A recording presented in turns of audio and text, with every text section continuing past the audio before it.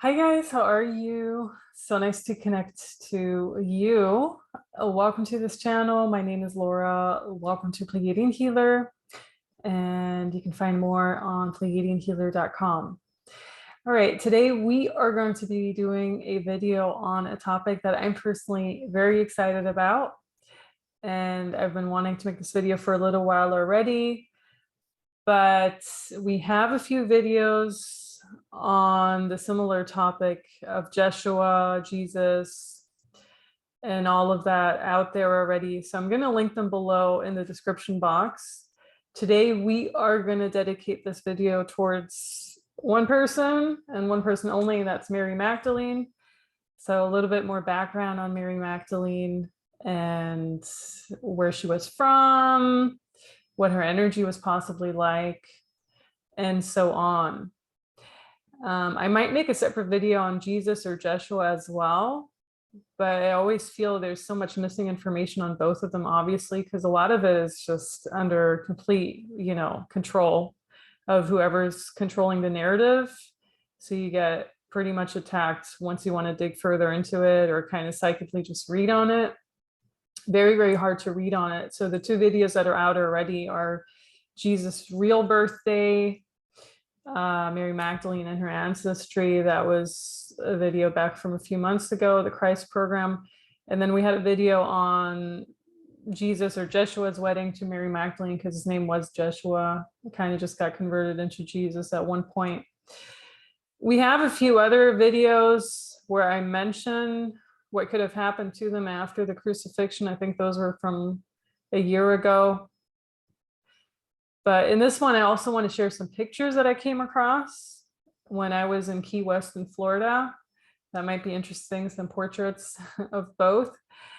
So yeah, let's just get started. And I feel this is just a brief overview, by the way. You could make like a very long video on this, but this is just a very brief overview.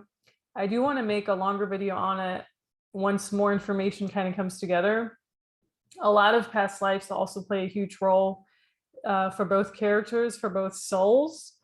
So I might want to make another video on the past lives that they've had together, who they were, what it symbolizes, how they're trapped here in this game and everything. And if people don't really resonate with this topic, obviously you don't have to watch this video. Some people were like, I don't really think Jesus ever existed or Jeshua existed and all of that. That's fair. I understand that, because if you're coming from a standpoint where everything that we're being taught is basically just something that they implanted somehow into history, I understand that. But I did get that a person like Jesus or Jeshua existed. I also got that Mary Magdalene existed. Obviously, the narrative was very different. Just the way that the entire church is based on it already tells you how hijacked both souls are, or both narratives. Let's put it that way. So Mary Magdalene was known for some people as a prostitute even, but that's mostly the people who actually don't really know much even about the Bible. I heard some people talk about that on other channels, and I'm just like, a prostitute? That's interesting. I just want to reiterate, back in the days, Mary, Joseph,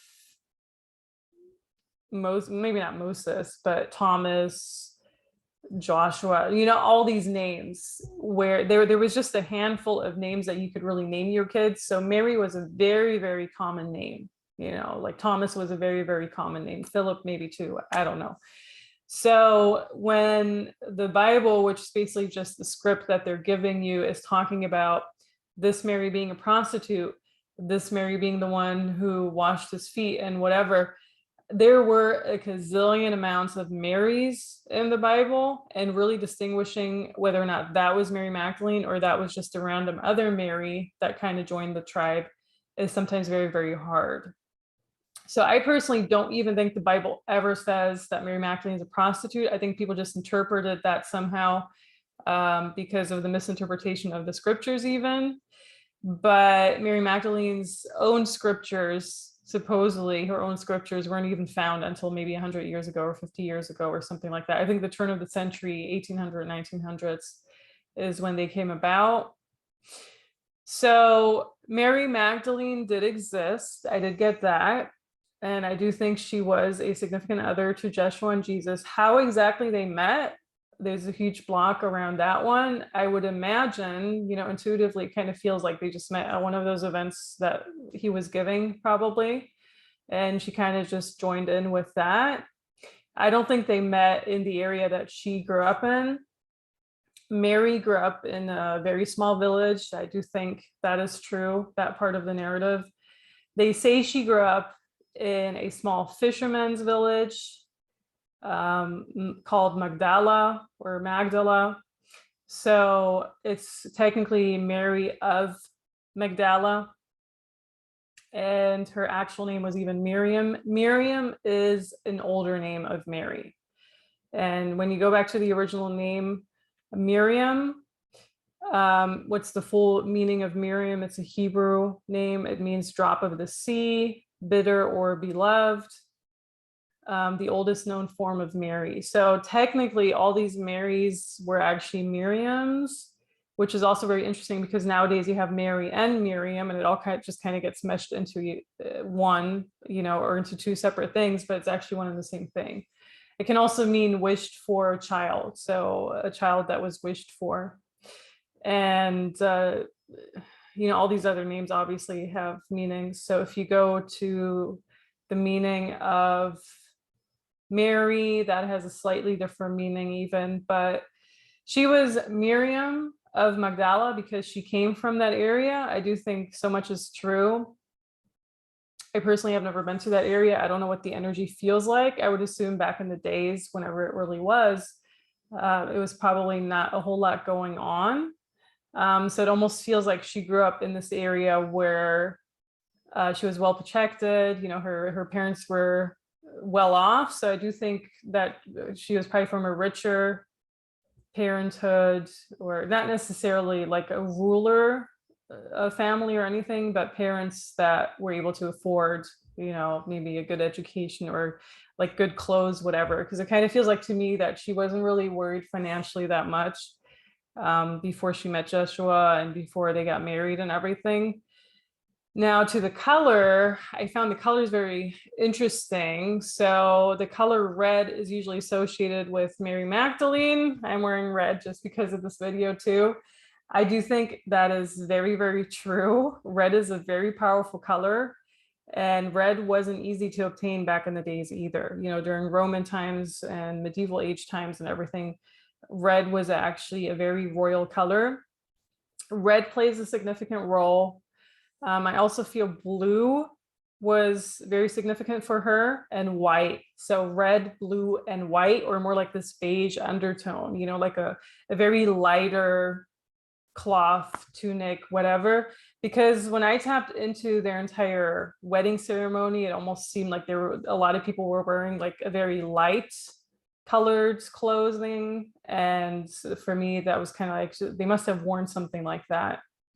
And what I didn't notice up until when I was starting to record this video was that red, blue, and white actually also signify what? The US American flag. So that's actually very interesting to me, because a lot of people say that the original Egypt, but not a lot of people, some people say the original Egypt and original Middle East or whatever was actually here in the US. Not so much in where Egypt is now and all of that. Now, I do kind of feel there is a connection to the land of Israel, and that there's some powerful stuff hidden there. I also feel, it's very hard, obviously, because everything kind of changed over the hundreds of years. All of this happened, but I do feel like Iraq, Afghanistan, all of those could have been the actual locations for the Tower of Babel or Babylon, all of that, because they're very targeted. So just reading on this, we don't really know if this was the original Egypt in the US right now. It doesn't really matter for it. But what I found interesting is that those colors add up to the US American flag. In other lifetimes, she was very obsessed with other colors, for example, yellow. But for some reason, red always came through somehow, no matter if it was a lifetime she had in the medieval ages or a lifetime she had even before being Mary Magdalene. Now, so Miriam is the original name, and it could have very well been that people called her Miriam. but we know her as Mary.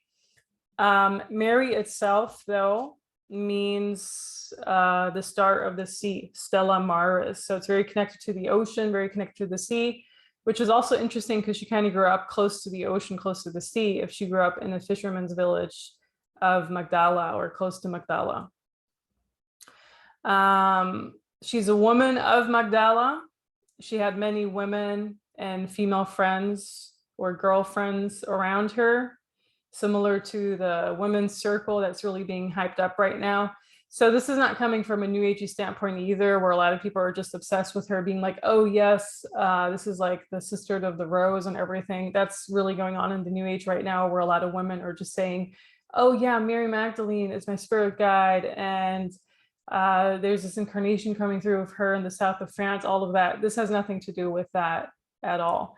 But I did get that she had a lot of women and female friends around her, that a lot of those actually came from Magdala or that area too. So maybe even back in the day, Israel really wasn't that large, and a lot of people just came like from the same areas.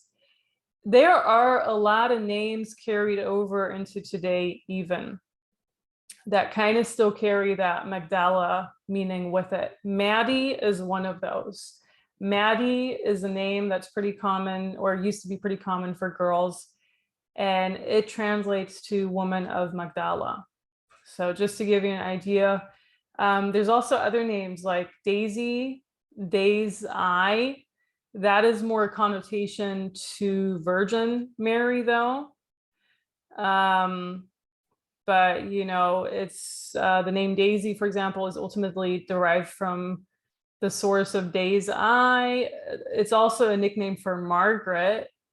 That's the French version of that, which I personally didn't know. And Margaret is actually very close to Mary too. So I just feel the entire Mary names is carrying over, you know, so much into all the other names as well, especially like female names, obviously. Okay, so, and you know, the name thing is very, very confusing because you have these scriptures where you have like a million Marys appearing around the time of Jesus Christ or Joshua or whatever. And then you're really trying to determine, okay, which one was Mary Magdalene, which one was Virgin Mary, which one was the other. And that's how a lot of people just got all these different perceptions of her too. And I think even the Catholic Church kind of called her, like, was it the Catholic Church that called her a prostitute for the longest time? I don't even know anymore. So it already tells you a lot how hijacked that entire history is. I do think she was a significant other to Joshua. They were a strong team together once they were together. And I actually want to show some pictures. So let me just share the screen. So when I was in Key West back in February, I was able to just walk around. And this is, you know, the main area where all the tourists are and everything. There was this church. I don't know what the church was called. I don't know if it was called Mary something. A lot of churches are actually named Mary, believe it or not. They're also named St. Joseph's Church. They're also named the Apostle of so-and-so Church. So there are so many churches that are actually named Mary though. And I do believe a lot of people think it has to do with Virgin Mary, but the more you're digging into this, the more I find it has to do with Mary Magdalene, because Virgin Mary was really not that much of a key player. So I came across this church, and the church basically looked like this. So from the outside, this beautiful church, there's a little bit of a lens flare, the orbs around it here too, which make it look pretty cool. Now I took a bit of a, see, I love this stream of light that came through in the right time when I was there. There's this blue figure that I think is supposed to be Virgin Mary in the window, but notice how she's wearing blue. I feel everything that has to do with Mary has been hijacked, and I feel a lot of these Marys are actually Mary Magdalene and not Virgin Mary. And it's just kind of been forgotten, you know, after the mud floods, everything, after people just forgot their entire history, it's really just been forgotten somehow. But I come into this church and you see Jesus here. Well, also funny, hand sanitizer right below it, and then the holy water. It's like you're supposed to sanitize the holy water or something. So you see him, and he's having this heart, the flaming heart, or the flame heart. I mean, they have it in Mexico, it's very common. And that has to do with Jeshua's unconditional love for entire humanity, if I'm not mistaken, whatever. But he actually looks pretty egocentrical in this one, right? Like his energy actually looks pretty off-putting, in my opinion. He, like, godlike almost, you know. No, I do think a lot of these powerful souls are kind of descendants of the gods. God basically just meaning they had a few more superpowers than the regular clone bodies that were walking around. What's also interesting here is the hand signature, something with this here. I don't know what that exactly means in Illuminati terms, but I feel there's like a whole message in this entire picture, him pointing to that and having the hands like that. So there was another picture right next to them, and I knew this was Mary Magdalene because there was no title below it. And I guess it's still part of just not, you know, like forgetting history, forgetting about her, that she was a significant person in his life, that they were actually acting together, not as separate entities or separate people. But yeah, she was his wife. She looks similar to him even. You know, you want to talk about twin flames or divine counterparts, for sure. I feel it very strongly. They look similar, similar nose, similar eyes, everything. But this is just the artist's interpretation too. She also has a flaming heart in the middle with the cross and all of that. And she's kind of like this, you know, kind of like receiving, on the receiving end somehow. So he's supposed to be a super healer and everything. I do think he did a little bit of healing on other people, but not to, I don't feel whatever the Bible was talking about, I feel there's like just more to it. Let's put it that way. I do think actually that he did baptize her though. I do believe that very strongly. I think they were also very similar in age back then. I don't think there was a huge age difference. In other lifetimes, they had like 20 plus years of an age difference. So I feel when they were really Jeshua and Mary Magdalene, they were pretty close in age. She was maybe a little bit younger. And I do think he baptized her and all of that. I also think there was something to the story of washing the feet, so that they were washing each other's feet. And I feel there was a spiritual meaning behind it back in the days, that, you know, when you wash another person's feet, you're kind of doing a whole lot of healing on them somehow, or it has like a very spiritual meaning somehow. You know, it's not like nowadays where you just take a shower and, you know, the feet are basically, it carries your entire body. And without your feet back then, you wouldn't have been able to walk anywhere. So I feel the feet were a very important body part. And the entire stories of, oh, who's going to wash my feet nowadays? I feel there's something to it, like a very highly spiritual meaning to it somehow. So this is her, supposedly, according to the artist's interpretation. They said she had like hazel-like eyes, like dark, I guess like brown, dark brown, hazel, whatever. Very hard to verify, you know, after that. And we're just going through a few pictures of this church because I thought they were so interesting. So here we have another version of Jesus with a lamb. And I feel a lot of this is obviously hijacked by the church. You know, the lamb are supposed to be the people. He's the shepherd, all of that. Feed the hungry, shelter the homeless, clothe the naked, visit the sick and imprisoned, bury the dead, give alms to the poor. You know, it's all a very monetary and materialistic. This is supposed to be Virgin Mary, Joseph, and baby Jesus. What I always think is so creepy with every single portrait that you basically find in the Catholic Church or other churches is that all these saints, angels, and Jesus have an adult face on a kid's body. So he is a little bit childlike in this one, but he still looks way too grown up, honestly. So that's them. And then I found this picture, which is Jesus stripped before the crucifixion or something like that. So I just thought that was interesting because you see the Roman influence and all of that. And then we have this one. I think it's supposed to be Virgin Mary. But then once again, the entire Virgin Mary hype, I even have a video out that was named Virgin Mary Cult, because I feel Virgin Mary really wasn't as much of a clear, like Joseph and Virgin Mary existed, but they weren't as much of key players as Jeshua and Mary Magdalene. It was really about more of those two. than Virgin Mary. And look how hyped Virgin Mary is nowadays. Very, very hyped, right? Like everyone wants her as an angel around, or a spirit guide or whatever, especially the New Agers and maybe also the Christians, I'm not sure. And then we have this here, Jesus is taken down from the cross. So there's a woman kissing him.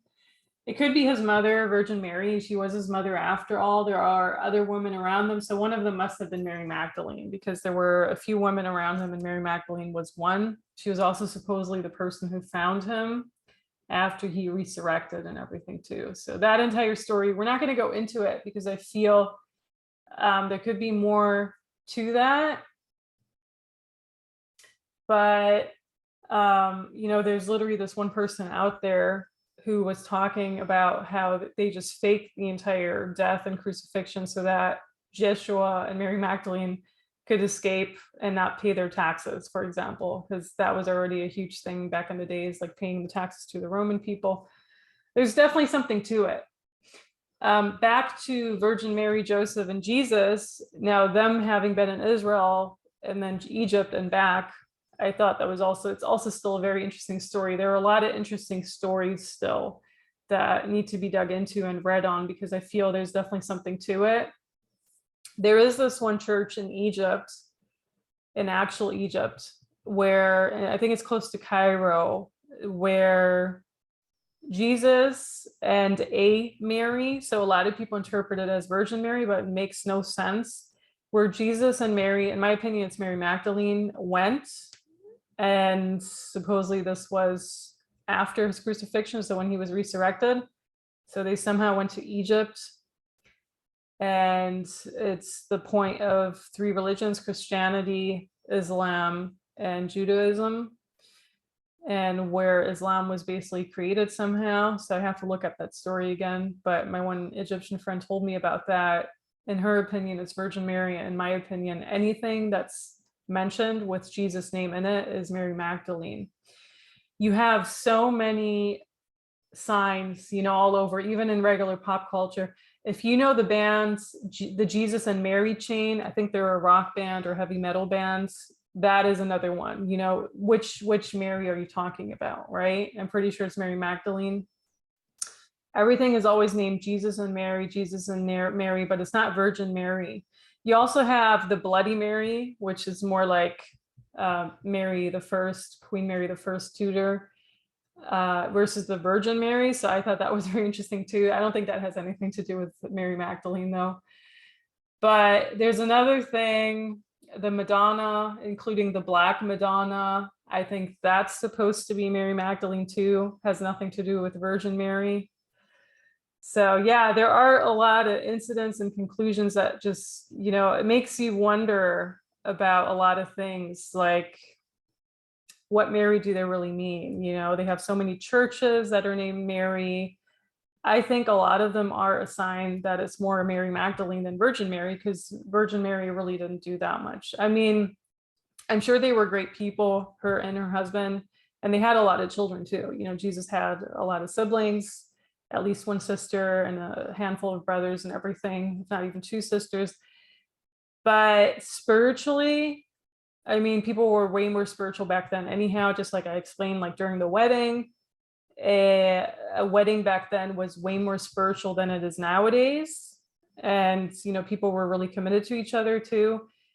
But there's also, other stuff that was going on. Of course, people maybe also married younger girls or women. I don't think that necessarily happened with Joshua and Mary Magdalene though.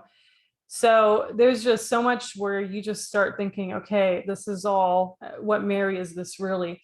There's even this one church in New York, I think it's in, I think it's St. Patrick's Cathedral. There's this one picture or portrait or one statue or something. I don't know, I have to check it out again. That is supposed to symbolize Mary Magdalene, but a lot of people think it's Virgin Mary. So there are a lot of pointers towards her. It's just that it's completely been distorted and misinterpreted over history. Now, Mary Magdalene's ancestry, I do think that both Jeshua and Mary Magdalene are descendant from the giants or somehow connected to that. And if you ask a lot of, well, if you ask the Freemasons that are of the 33rd degree or above, they actually know that Mary Magdalene's descendants are all around France and Germany, which Germany was kind of new to me. I knew France. Everyone's always hyped about France and the south of France and how she went there into a cave and was carried by angels for 30 years of her life. I'm not sure that really happened, but I do think there's a huge connection to France. Supposedly Germany as well, according to them, which they do know a whole lot about that entire story. By the way, they also know the god that Jeshua is connected to, so one of the sun gods. And this is not like the god that is in the Bible. This is like one of the gods that just exists, like Ra and Mithras and all of that. So I feel there's still a huge connection between Egypt and Ireland, and that somehow a lot of stuff, you just find a lot of Egyptian words, even in the Irish language, and a lot of traditions that are originally Egyptian are in Ireland. So it also makes you wonder, was Ireland the original Egypt, or what's that connection? I think a lot of it ties into Avalon too. In one video more than a year ago, I kind of got that both Jeshua and Mary Magdalene turned like 800 or 900 years old, and that they just kind of like went from one place to another where people just wouldn't recognize them. Oh, wait, you've been here for 100 years. Why didn't you age? Or, something like that. Were they part of Avalon? It could have been. Maybe that they were kind of part of the initial stage of it. It's very hard to read on that, but definitely worth digging into it in a future video. And that's how I also feel there's connections. There's connections between the Jeshua, the Jesus story, Avalon, all of that, because people literally turned older, of an older age back then. And a lot of that has been forgotten or just very censored and rewritten through scriptures like the Bible and other scriptures too. So huge connection from Egypt to Ireland, and then also supposedly here in the US, which is very interesting. And I think that was pretty much all that I want to mention in this case, though. Wanted to make it a bit of a shorter video with her. But yeah, powerful souls. Was he really a person who was like constantly like healing people, walking over water, all of that? It could possibly be. Was he the only person who did that? I don't think so. I think there were a lot of powerful souls around at the same time. They were not persecuted for no reason. I do think that both were definitely, like, not just them, but their entire group was definitely being persecuted, similar to the psychic attacks that we are experiencing nowadays. Obviously, persecutions just look different back in the day, and the targeting and everything looked different too. So yeah. One important thing that I forgot to mention was that they did have children together. Some people say only one, which was Sarah. Other people say two, Sarah and what was his name again? Was it Judah or Judas, the son? So they had like a daughter and a son. Very hard to read on that as well, but I think there could definitely be something behind it, that they had a family with descendants, because she supposedly had descendants. And also there's a connection between France and England, and that's why the entire battles and wars were always fought on that land. So there's definitely something to it that, both could have kind of escaped from one point to another, to another, to another, and kind of went through that somehow and left an imprint on their, in one way or another. But I think that's pretty much it for today. Let me know what you think. If you have a connection, if you see a lot of Marys somewhere, like churches called Mary or statues called Mary, and you think that might not be Virgin Mary, or like, why would Virgin Mary have so many? Yes, she was the mother of Jesus, that's for sure. But Joseph, for example, doesn't have as many statues as Virgin Mary, right? Like the father of Jesus doesn't have nearly as many as Virgin Mary. So is it really Virgin Mary? In my opinion, a lot of those statues are Mary Magdalene, and that's almost the same amount that you see of Jesus. So they were definitely acting together as a team. All right, you guys, I hope you have a wonderful one. Talk to you very soon. And until then, bye.